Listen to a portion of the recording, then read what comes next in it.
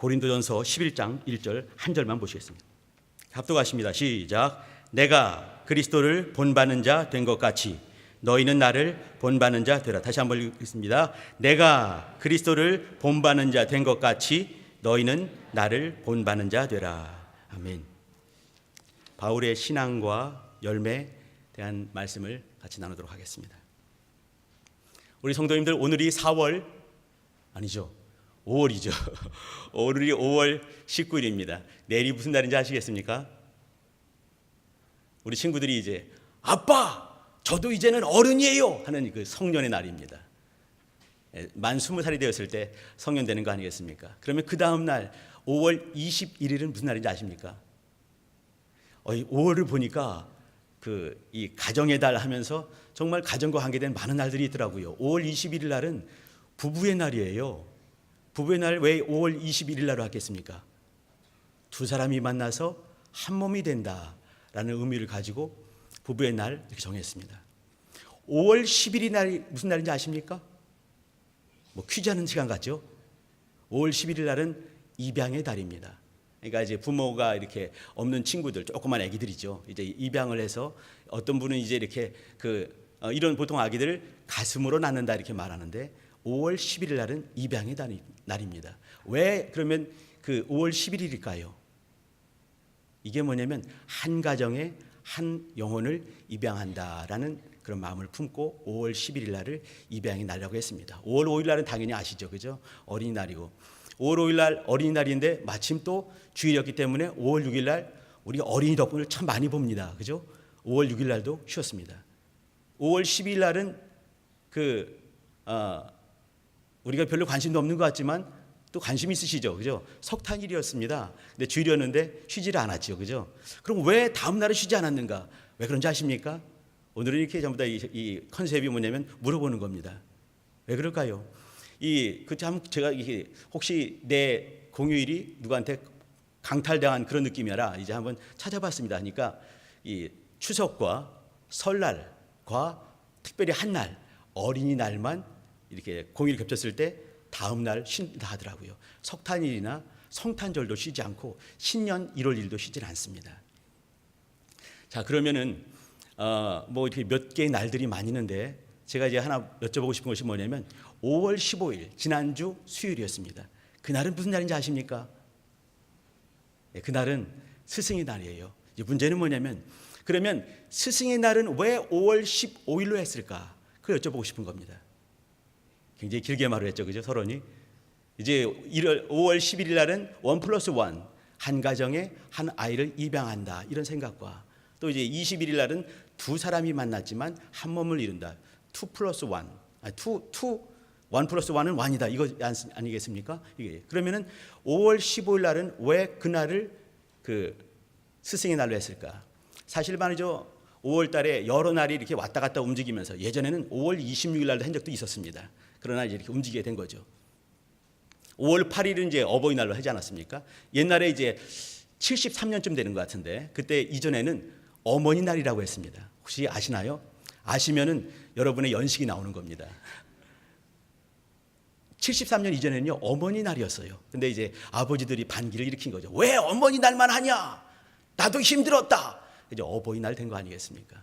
그러면 5월 15일 날은 왜 그날이 어버이날이 됐을까요? 왜 그날, 특별히 5월 15일 날 어떤 특별한 날이 있었을까요? 1397년 5월 15일 날 탄생한 어떤 분이 계셨습니다. 그분이 누구냐면 세종대왕님이세요.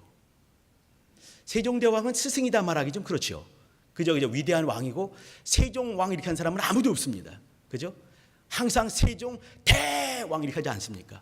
왜 그러냐면 그분이 하신 일이 많은 사람에게 정말 위대한 본이 될 만한 그런 삶을 살았기 때문에 우리 성도님들 학교 다닐 때 고등학교 다닐 때 훈민정음 앞에 부분들 외우신 적 있으시죠? 나란 말씀이 빈국에 달라 문자와를 서로 삼았디 아니할세 이런 거. 여기 보기 중간에 보시게 되면 어린 백성이 니르어져 홀빼이셔도 제 뜻을 실어 펴지 못할 놈이 하니라 이런 말이 있습니다. 방언하는 것 같죠? 그 당시 말이었습니다. 1443년에 나온 그 말이에요. 이게 뭐냐면 어리석은 배움이 많지 않은 백성들이 자기의 뜻을 이렇게 나타내고 싶지만 말이 너무나 어려워서 자기 뜻을 쉽게 풀어내지를 못했다, 이런 말입니다. 그랬기 때문에 내가 새로 28자를 만드니까 이것을 날로 써서 편안케 하고자 할 따름이다, 이렇게 마지막을 마무리하는 것이죠. 이 속에 뭐냐면 한글을 만든 그 이유가 뭐냐면 아주 어리석은 배움이 많지 않은 그런 백성들이 너무나 가련하게 생각해서 이제 이렇게 새로 28자를 만들었다, 이렇게 말을 하는 겁니다. 그 속에서 사실은 이제 백성을 너무나 사랑했던 세종대왕의 어떤 모습을 보게 되는 것이죠. 그러면서 세종대왕이 탄생한 5월 15일을 스승의 날로 삼았습니다. 자, 오늘 같이 보고 있는 이 고린도전서 11장 1절에는 그 유명한 선생이 나옵니다. 우리는 이제 이렇게 요한 선생 이렇게 하지는, 저는 이런 얘기 많이 못 들었습니다. 베드로 선생님, 야고보 선생님, 이런 말은 못 들었습니다. 근데 바울 선생 하는 얘기 좀 많이 들었습니다. 바울 사도 바울 이런 말도 많이 하지만 또 바울 선생 이렇게 하기도 많이 하는 거죠. 왜 그러겠습니까? 그의 삶이 성경에 다른 사람에 비해서 많이 나오고 또 이제 우리가 이렇게 바라보고 닮아갈 어떤 모습들이 있기 때문에 그런 것 같습니다. 바울의 삶을 잠깐 보면서 우리의 교회 모습을 좀 보길 바라고요. 또 우리의 삶을 좀 봤으면 좋겠다 하는 마음을 가지고 이 말씀을 가지고 섰습니다. 특별히 5월 달에 이제 이렇게 영혼에게 관심 둘, 또 이제 가정을 바라보는, 또 가정을 다시 한번 돌아보는 그러한 달에 이렇게 한번 같이 나누면 좋겠습니다. 여기 이제 같이 나눈 말씀이 뭐냐면 짧죠, 그죠? 내가 그리스도를 본받는 자 된 것 같이 너희는 나를 본받는 자 되라. 바울 너무너무 담대하지 않습니까? 그의 삶을 보게 되면 예수가 보인다는 얘기죠. 내가 그리스도를 본받는 자가 된 것 같이, 누가 바울을 보든지 바울을 보는 순간에 바울이 보이는 것이 아니라 예수가 보였던 것이에요. 너희는 나를 본받아라. 너무너무 담대하죠. 이거 이제 고린도전서 4장 또 16절이나 여러 곳을 보더라도 나를 본받으라, 이런 말을 담대하게 고백을 했습니다. 근데 같이 이제 이렇게 그 바울의 삶을 좀 꼼꼼하게 볼 수 있다면 참 좋을 텐데, 바울의 삶을 한번 잠깐 제가 말씀을 드리도록 하겠습니다. 바울의 삶이 말이죠, 이렇게 어느 순간에 완성체로 그냥 탁 등장한 것이 아니라 어느 순간에 변화가 되고 그리고 서서히 그도 자라갔다는 것을 알 수가 있습니다. 처음에 그가 사람들을 대하는 모습과 그가 나중에 이후에 나이를 이제 원숙하게 이제 나이를 먹고 또 이제 순교할 그 즈음에 바뀐 이 바울의 모습은 많이 다릅니다. 왜 그랬을까요? 어느 순간에 예수를 탁 믿고 갑자기 180도 확 바뀌었죠. 근데 이 바뀐 다음에도 사실 시간을 많이 두면서 말씀을 다시 한번 깊이 보는 그런 시간을 가졌습니다. 그럼 바울의 삶을 잠깐 말씀드리도록 하겠습니다. 교회가 탄생한 것 기억나시지요? 교회가 탄생한 것은 말이죠, 주님이 죽으시고 부활하시고 승천하신 이후에 약 한 50일 이후에 교회가 탄생을 했습니다. 그것이 보통 이제 한 AD 29년, 제가 이제 연도를 많이 말씀드릴 것이에요. 시험 들지 마시기 바랍니다. 또 이 연도가 많은다는 보장이 전혀 없습니다. 저는 그냥 이제 그 어떤 책들을 참고하면서 이제 큰 테두리를 잡은 것이지요. AD 29년 30년 즈음에 교회가 탄생을 했습니다. 중요한 것은 뭐냐면 신약 성경보다 신약 교회가 먼저 탄생했다는 얘기입니다. 신약 성경은 처음 쓰여진 것은 데살로니가 전서인데, 이것은 말이죠, 한 신약 교회가 탄생한 지 한 20년이 더 지난 다음에 첫 번째 성경이 쓰여지게 된 것입니다. 신약 성경이 다 완성된 것은요 4세기 말입니다. 4세기 말에 우리가 성경을 여러 책들이 많이 있으니까 어느 정도까지를 신약 성경으로 할 것인가를 감독들이 모여서 이제 이렇게 이 회의를 거친 다음에, 이 말하기 좀 힘듭니다. 아니 그러면 감독들이 모여서 회의를 거쳐가지고 해가지고 투표했다는 얘기냐? 그렇습니다. 뚝 떨어져 어머 마태복음, 이 떨어진 것이 아니란 얘기죠. 하나님께서 어떤 사람들을 통해서 또 교회 유명한 이 감독들을 통해서 이제 이렇게 회의를 거치면서 신약 성경이 최종적으로 마지막 마무리된 것이 카르타고라는 곳에서 완성이 됐습니다. 이것이 4세기 말 397년이었습니다. 아무튼 이제 이렇게 30년이 좀 안 되는 시점에서 신약교회가 탄생을 했습니다.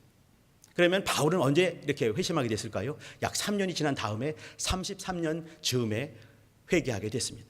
담메색 가는 도생에서 갑자기 주를 만나게 되는 것이죠. 그는 이제 이렇게 그 평생 동안 율법학자로 살아왔는데 그가 이렇게 이 예수 믿는 사람을 핍박했던 것을 주님께서는 네가 왜 나를 핍박하느냐 이렇게 물으시면서 이제 주님을 또 만나게 되는 그 대목이 있게 되고 눈까지 멀게 되고 3일만 눈이 이제 떼어지게 되면서 하나님의 일을 감당하는 사람이 되었지요. 근데 그 다음에도 바로 이제 이렇게 움직인 것이 아니라 사실은 또 3년간 아라비아로 가게 됩니다.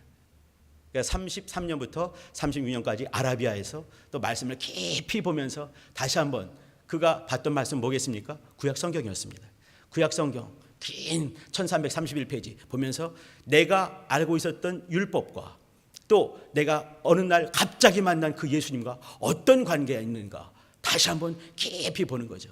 그 다음에 예루살렘 교회에 다시 왔습니다. 근데 아무도 만나주지 않고 겨우 이제 예수님의 동생 야고보 만나고 그는 이제 이렇게 그 사도들로부터 환영받지 못하는 그런 모습 보게 되면서 다시 자기네 동네 다소 길리기아 성 다소로 가게 됩니다. 거기서 10년간을 칩거하게 되는 것이죠. 그러면 바울이 바울되는 시간은 말이죠. AD 46년쯤 될 것입니다. 그때까지 13년 동안 그런 말씀을 깊이 보게 되고 기도를 깊이 하게 되면서 하나님 뜻이 어디 있는가를 깊이 돌아보는 자기의 삶을 다시 한번 이렇게 흔들어서 다시 한번 만들어가는 그런 과정을 거친 것입니다. 그럴 때 이제 어느 날 보니까 바나바라는 사람이 오게 되는 거죠. 바나바가 그를 간절히 청하면서 안디옥 교회를 가게 되고 또 안디옥 교회에서 첫 번째 전도 여행을 떠나는 것이 AD 46년 즈음이 될 것입니다. 바나바는 보통 사람이 아니죠, 그죠? 정말 그는 겸손한 사람 아니겠습니까? 또 이제 그를 통해서 이렇게 이제 바울이 불려지게 되고 그가 이제 13장 사도행전 13장에 보시게 되면 제 1차 전도 여행을 떠나는 장면이 나오게 됩니다. 그 중에서 한번 그 13장 13절 보시게 되면요. 어떤 한 사람이 등장을 하죠. 이 유명한 마가다락방의 주인집 아들 마가가 등장을 합니다. 요한 마가죠. 마가 요한이라는 사람이 등장을 해요. 근데 이 사람 때문에 그가 이렇게 전도여행을 떠나는 중에 너무 힘들고 또 어렵기도 하고 사실 지금도 전도여행 떠나게 되면 얼마나 어렵겠습니까? 근데 그 당시 2000년 전에 전도여행 떠나면 정말 얼마나 어려울까요? 하다못해 우리는 정말 배고프면 짜파게티를 끓여 먹지 않습니까? 컵라면 끓여 먹고 근데 거긴 그럴 수도 없는 거예요. 그러니까 얼마나 힘들었을까? 근데 또 같이 또 움직이는 이 캡틴이 이 짱이 누구냐면 바울이었습니다. 바나바는 외삼촌이기 때문에 이제 아유 그래 이제 마가야 힘들어 힘 좀 내자 이렇게 하겠지만 바울은 그런 사람이 아닌 거예요. 힘들어 기도해 이런 사람인 거죠. 아주 거침없는 담즙질 아주 무시무시한 사람이었습니다. 그러니까 몰래 도망가 버리고 만 거죠. 이것 때문에 바울은 마음이 상해가지고 이 사도행전 15장 36절부터 41절까지 보게 되면 2차 전도여행을 떠날 때 이제 바나바가 마가 데려가자 했을 때 심각하게 싸움을 하지 않습니까? 쟤는 가망이 없는 애야. 전에 밤빌리아 바보에서 걔 도망간 거 기억나지? 저와 같이 갈 수 없어. 절대 never 안 돼. 이러면서 교회가 이 바나바 이 마가를 데려가고 싶어하는 바나바와 또 이제 마가 절대 안 된다고 하면서 이제 실로아노 데려가려고 하는 이 바울과 싸움이 벌어지게 되는 거죠. 그때 교회가 쪼개진 거 아니겠습니까? 그렇게 싸우게 된 거예요. 제가 드리고 싶은 얘기는 뭐냐면 바울의 초년 1차 전도여행, 2차 전도여행 할 때는 마가를 이렇게 순간에 탁 제 쓸모 없어 탁 이렇게 정죄할 수 있는 사람이 이 바울이었습니다. 자기와 자기를 있게 했던 바나바와 쌈박질을 할 수 있는 사람이 이 바울이었어요. 갈라디아서는 그나마 좀 이른 서신입니다. 근데 이제 그 갈라디아서 2장 보게 되면 또 이제 베드로와 이제 야고보죠, 야고보. 야고보와 같이 일했던 사람들이 이렇게 왔을 때 베드로와 같이 왔을 때 누구예요?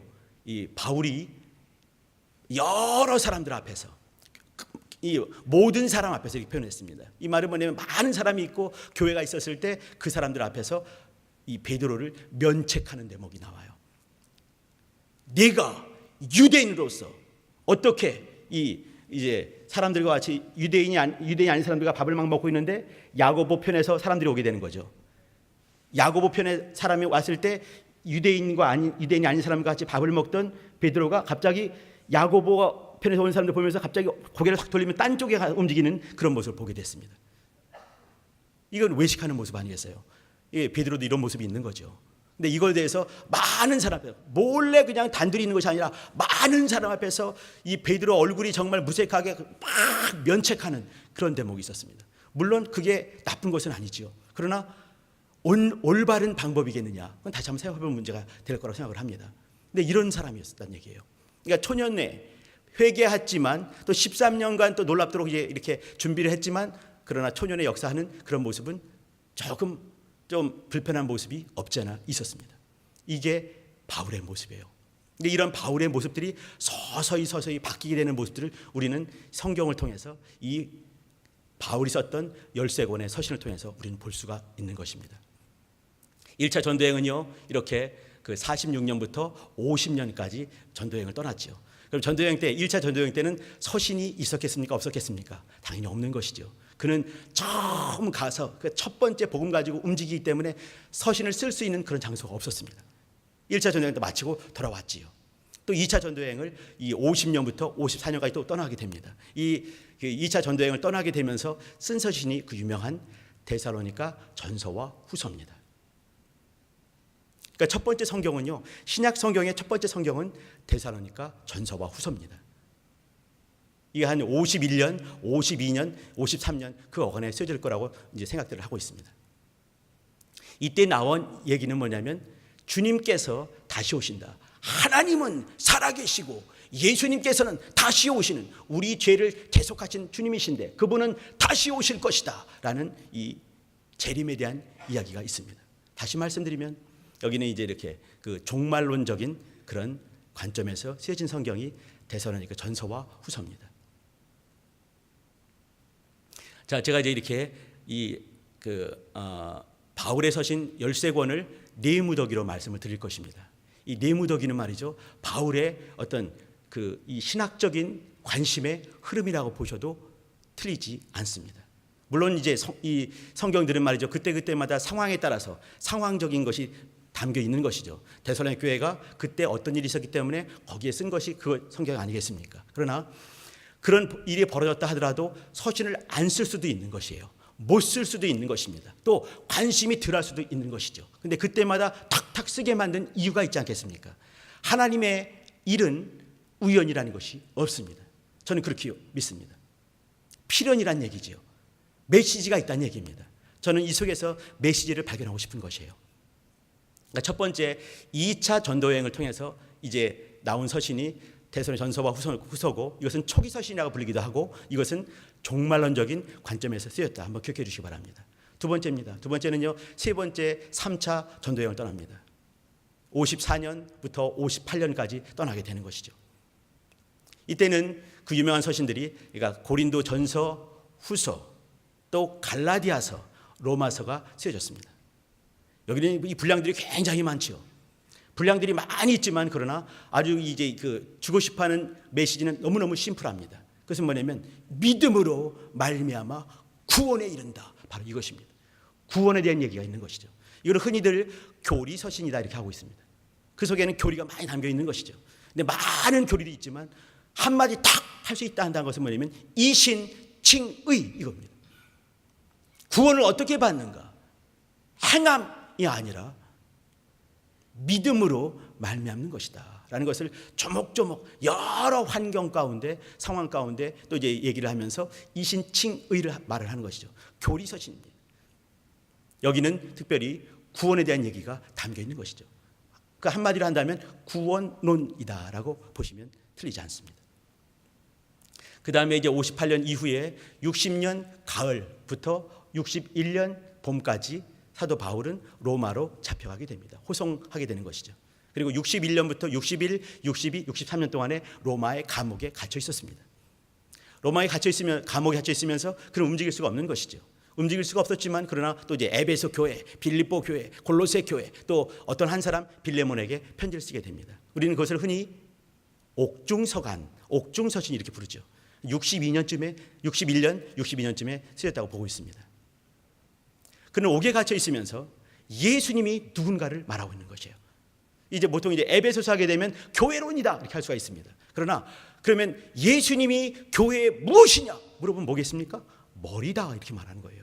우리는 교회의 각 지체다 이 말을 하는 것이죠. 교회를 말하면서 무엇을 말하고 싶었냐면 사실은 예수 그리스도 그걸 말씀하고 싶은 것이에요. 예수님은 교회의 머리가 되신다 그 말을 하는 거죠. 빌립보서 보게 되면서 그리스도인 예수 안에 있는 기쁨 이 얘기를 하고 있는 거 아니겠습니까? 예수 안에 있는 자유, 사실 자유를 말할 수 없는 옥에 갇혀 있는 그런 상황이었습니다. 그럼에도 불구하고 그는 육체는 옥에 갇혀 있지만 그리스도 안에 있기에 그리스도의 자유가 나는 내 속에 충만하다 그 얘기를 하고 있는 거죠. 그리스도 안에 그리스도인 그리스도의 자유 이것이 쓰여 있는 것이 빌립보서입니다. 골로새 보시게 되면요 그리스도 안에 있는 영광 그 존귀 그것을 말하고 있어요. 예수 안에 얼마나 큰 영광이 있는가 전부 그리스도 예수에 집중하고 있습니다. 빌레몬서는 한 장짜리지만 크리스찬들 예수 그리스도를 믿고 있는 크리스찬들이 그 용서하는 것과 또 그것으로 말미암는 복음이 전해지는 그 얘기들 자유케 되는 그 얘기들이 있습니다. 그리스도로 말미암은 것이죠. 그러면 이제 이 옥중서관 내용을 통해서 알 수 있는 것은 뭐냐면 이건 이제 옥중서관 이렇게 말하고 있지만 사실은 기독론을 말씀하고 있는 겁니다. 예수님이 누구시냐 그거에 대해서 관심을 두고 있는 것이죠. 그리고 이제 사도 바울이 옥에서 벗어나게 되면서 이제 쓴 것이 마지막 서신 65년, 68년 그 사이 쓴 것이 디모데 전서 그리고 디도서 그리고 뭐겠습니까? 디모데 후서입니다. 제가 이렇게 말씀드린 이유는요 쓰여진 순서입니다. 디모데 전서가 쓰여지고 그 다음에 디도서가 쓰여지고 마지막 디모데 후서가 쓰여지게 되고 디모데 후서 쓴 다음에 6개월 혹은 1년이 못 돼서 참수해서 순교를 당합니다. 그때 이 집중한 것이 뭐냐면 사실은 이 마지막 서신 디모데 전서, 디도서, 디모데 후서는 목회 서신이라고 말하고 있죠. 그럼 뭘 말하겠습니까? 교회론을 말하고 있는 것이에요.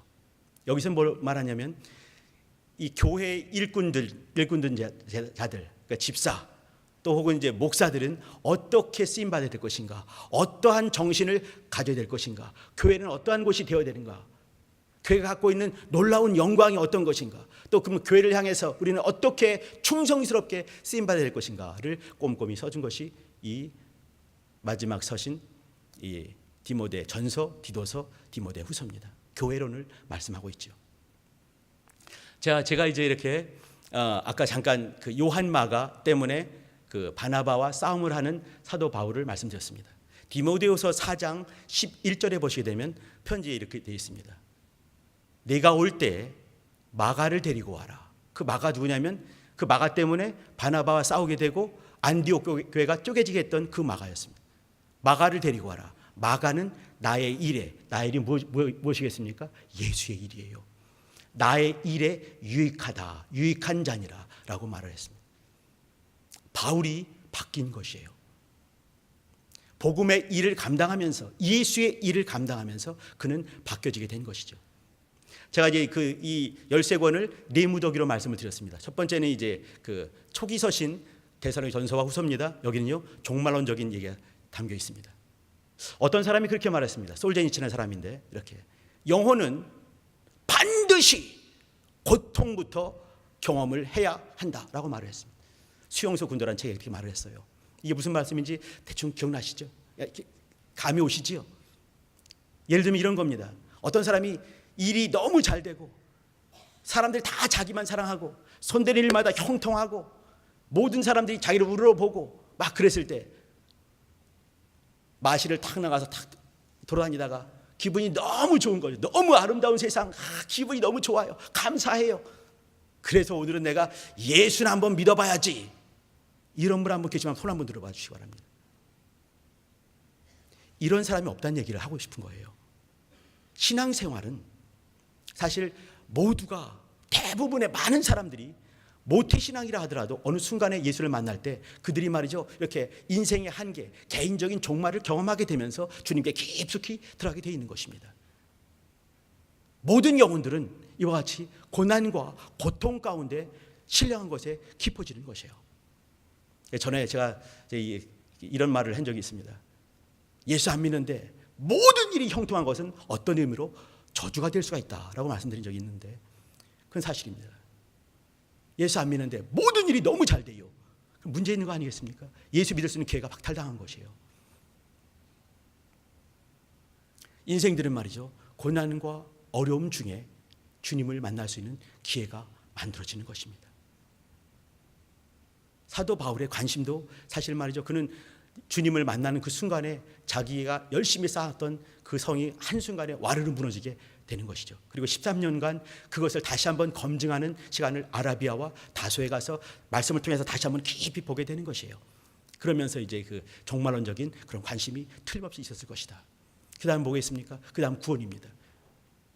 구원은 어떻게 받는가? 예수께서 이루신 십자가의 도, 이렇게 말을 하는데, 십자가의 도, 주의 보혈, 믿음으로 말미암는 의, 이 이신칭의를 로마서 16장, 고린도서 16장, 고린도후서 13장, 갈라디아서 16장 통해서 말씀을 했습니다. 다른 어떤 성경보다 깁니다. 로마서는요 7101글자로 되어 있습니다. 다 긴 걸 말하면서 한마디를 하는 거죠. 믿음으로 말미암는 의다, 이 말을 하는 것이에요. 다른 것이 아니다. 그러면서 구원이 얼마나 소중한가를 꼼꼼히 모든 각도에서 다 말하는 것이 이 네 권의 서신입니다. 그 다음에 옥에 갇혀 있으면서 깊어지는 것이 뭐겠습니까? 예수님을 향해서 예수님 자체, 예수님께 깊어지는 것이에요. 신앙의 단계라고 보셔도 됩니다. 종말론적인 것이 깊이 있으면서 그 다음에 또 이제 이렇게 구원이 무엇인가 깊이 들어가게 되고, 그 다음엔 예수님이 어떤 분이신가. 고린도서 2장 2절 보게 되면 나는 예수 그리스도와 그의 십자가에 못 박히신 것 외에는 어떤 것도 알지 않기로 작정하였노라, 이렇게 말했습니다. 이 네 권의 옥중 서관을 통해서는 예수님이 누구신지 예수님을 향해서 깊어지는 것이에요. 자, 그 다음에 디모데 전서, 후서, 디도서가 있습니다. 다른 성경, 물론 이제 빌레몬서도 사람 이름으로 되어 있죠. 이제 한번 생각을 한번 해주시기 바랍니다. 이게 뭐냐면 그 사도 바울이 로마서를 썼습니다. 그러면 로마 건물에게 썼겠습니까? 그냥 로마 누구에게 썼냐 이 말이죠.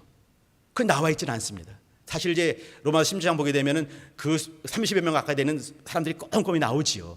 근데 그 서신을 받을 때 바울은 말이죠, 서신을 쓰면서 물론 한 사람 딱 꼬집어서 빌레몬 이렇게 쓰지 않았고 디모데 쓰지 않았습니다. 로마 쓸 때 말이에요. 근데 어떠한 사람이 있지 않았겠습니까? 그 성경을, 아니 그가 쓴 서신을 보고 또 그것을 가지고 회중 가운데서 읽을 어떤 사람이 틀림없이 있는 것입니다. 그것이 기록되지 않았을 뿐이지 로마의 어떤 사람이 그걸 보게 되는 것이죠. 무슨 말씀을 드리고 싶냐면 사람이 중요하다, 그 말씀을 드리고 있는 거예요. 사도 바울이 내가 그리스도를 본받는 것처럼 너희는 나를 본받는 자 되라, 이렇게 했습니다. 본받다 이 말은 뭐냐면요, 이렇게 그 채찍에 맞았거나 아니면 오직에 매를 맞아가지고 깊이 파인 상처가 있습니다. 우리는 보통 이걸 스티그마타 이렇게 흔적 이렇게 말하죠, 그죠? 이 흔적이 있습니다. 이 흔적이 있을 때, 이 흔적의 모습이 있을 때 그 흔적의 모습을 그대로 판박이 뜨듯이 카페듯이 탁 뜯는 것, 이것을 본받는다, 이렇게 말하는 겁니다. 예수님께서 우리를 위해서 고통당하신 흔적들이 분명히 있지 않느냐, 그것을 나는 그대로 이렇게 카피해서 그대로 본받았다. 나에게 이 모습이 보이지 않느냐, 너희도 이와 같이 판박이라듯이 그대로 닮아라, 이것이 본받는 개념입니다. 그러면 예수님께서 어떻게 하시는 걸 볼 필요가 있는 것이죠. 예수님께서 이 땅에서 무엇을 하셨습니까? 중요한 것은 뭐냐면 건물 세우지 않았고 무슨 정관 만들지 않고 어떤 무슨 기가 막힌 기관들 만들지 않았습니다. 뭐 했냐면 12명을 삼으신 거예요. 500여 명이 충만히 있습니다. 그 중에 70명 딱 뽑고, 그 중에 12명 딱 뽑고, 그 중에 3명 딱 뽑고, 그 중에 한 사람 베드로에게 너는 나를 사랑하느냐 물어보시는 거예요. 주님께서 하시는 것은 뭐냐면 한 사람 한 사람에게 집중 몰입하면서 주님을 이렇게 티포스, 이게 본받는단 말입니다. 이게 뭐냐면 흔적이 있을 때 그 흔적을 그대로 판박이처럼 그대로 본떠가는 것, 이렇게 닮아갈 수 있게 역사하신 것입니다. 그 사람들이 모였을 때 그것이 교회가 된 것입니다. 그 교회가 되었을 때 그 사람에게 쓴 서신이 성경이 된 것입니다. 그럼 중요한 것이 무엇이겠습니까? 어떤 한 사람이 중요한 것입니다. 베드로가 중요했던 것이에요. 요한이 중요했던 것입니다. 사도 바울이 중요했던 것이에요. 그 사람 한 사람들이 중요해서 그 사람이 있는 곳에 붙어 있으면서 교회가 되고, 그 사람의 한 말과 그 사람의 한 행동들이 성경이 되고, 그 사람이 쓴 성경, 그 서신이 성경이 된 것입니다. 우리 성도님들 지금 무엇에 집중하십니까? 사도 바울이 예전에 마가를 이렇게 쟤는 싸가지가 없어 이렇게 말했던 시절에 그는 말이죠, 일이 보였습니다. 이 일을 보면서 막 달려갈 때 시험 드는 사람 기도 안 해서 그래, 에이 이렇게 할 수가 있는 것이에요. 쟤는 쓸모가 없어. 전도여행 떠나면서 쌈박질하는 그 모습들, 그것은 사람에게 집중하지 않고 일에 집중했기 때문에 그런 것입니다. 물론 그렇게 쪼개지게 되면서 전도팀이 2개가 되고 마가는 또 이렇게 훈련을 받았을 것입니다. 하나님께서 말이죠, 이렇게 차선이라는 게 없어요. 사람들이 이렇게 찢어박였지만 그 속에서 또 하나님은 일을 하시지요. 이렇게 그것은 하나님께서, 선하신 하나님께서 일하시는 방법이 그렇습니다. 그러나 거기서 쌈박질하고 쪼개지고 또 그 마가가 시험 들 수 있게 그렇게 했던 것은 온전한 모습은 아니었던 것이에요. 왜 그랬습니까? 일을 받기 때문에 그렇습니다. 일을 받기 때문에 사람이 보지 않을 때, 일이 보일 때 시험 들게 되고 어려움이 생기게 되는 것이죠. 그러나 사도 바울의 나중 모습은 저는 나의 일에, 하나님의 일에 유익한 자다라는 큰 통합이 이루어지게 되는 것이죠. 사도 바울의 작품들 봐주시기 바랍니다. 예수님의 작품은 뭐였겠습니까? 12제자였습니다. 베드로, 요한, 야고보였습니다. 베드로였습니다. 바울이었습니다. 예수님의 작품입니다. 오늘 같이 볼 성경 말씀이 제목이 뭐냐면 바울의 신앙과 열매였습니다. 한마디로 말하면요, 바울의 작품입니다. 그럼 바울의 작품이 무엇이겠는가? 교회요, 여러 개 탄생했죠, 그죠? 성경이요, 13권 쓰여졌습니다. 그러나 제가 같이 나누고 싶은 얘기는 뭐냐면 사람이다, 그 말씀하고 나누고 싶은 것이에요. 사람, 자기의 본을 보게 했던 그 한 사람을 향해서, 로마 교회에 있는 어떤 사람을 향해서, 고린도 교회에 있는 어떤 사람을 향해서, 그리고 사도 바울의 마지막 서신이 디모데, 사람에게 집중된 걸 봐주시기 바랍니다. 디모데야, 디도야라고 말을 하지요. 그 전에는 이렇게 그 통으로 이렇게, 물론 로마에 있는 어떤 사람이 있었지만 그러나 뒤로 갈수록 사람에게 집중되고 또 교회에 집중되고, 교회가 뭐겠습니까? 사람입니다. 우리 성도님들 부디 사람들을 소중히 여겨주시길 부탁드립니다. 앞에 있는 한 사람을 소중히 여겨주시길 부탁드립니다. 특별히 아주 친한 내 아내, 내 남편, 우리 아이들 소중히 여겨주시기 바랍니다. 또 늘 가까이 있는, 내가 조금 섭섭하더라도 그는 이해할 수 있을 거야 라고 생각하는 바로 그 사람에게 소중한 그런 마음들을 보여주시기 바랍니다. 그때 우리 교회가 튼튼해질 수 있습니다. 우리의 작품은 사람이 되어야 되는 것이에요. 어떤 큰 프로젝트 아닙니다. 앞에 있는 한 사람을 행복하게 못하는 사람은 두 사람을 행복하게 절대 못합니다. 한 사람도 못하는데요, 또 사람들이 모여있는 어떤 구역들 행복하게 못합니다. 한 사람에게 집중하고 몰입하며 그를 행복하게 할 수 있을 때 두 사람이 가능하고, 세 사람 가능하고, 네 사람 가능하고 교회가 가능할 수 있겠지요. 예수님께서는 이렇게 한 사람 베드로, 그 다음에 세 사람, 12사람, 70명, 500명 이렇게 하시면서 교회를 탄생했습니다. 사실 딱 이렇게 까놓고 말씀드리면요, 예수님께서 만드시지 않았어요. 교회는요, 누가 만들었습니까? 그 사람들이 모여서 교회가 된 것이에요. 내 교회를 세우리니 미래으로 말씀했을 때 그것을 마음에 품고 움직이면서 교회가 되었던 그 사람들, 이렇게 처음에 종잣돈 같은 그 한 사람 한 사람이 있었던 것입니다. 그 사람을 통해서 역사는 만들어진 것이죠. 바울의 작품들, 고린도 교회, 로마 교회, 교회들 많이 있죠. 그러나 교회 속에 한 사람이 중요한 것입니다. 디모데가 중요한 것이에요. 디도가 중요한 것이에요. 바울이 소중히 여겼던 이 누가가 중요한 것입니다. 한 사람에게 마음을 쏟아볼 수 있는 바로 그 사람은 두 사람, 세 사람 가능할 수 있을 것이고 교회를 행복하게 할 수 있는 복된 지체 될 수 있을 것입니다. 기도하시죠. 기도하실 때 하나님, 주님을 본받는 그런 열심히 있게 도와주시고, 또 사도 바울이 말했던 것처럼 또 나를 본받으라 라고 말할 수 있는 바로 그 한 사람 되게 나를 도와주세요. 같이 예수의 이름으로 기도하십니다.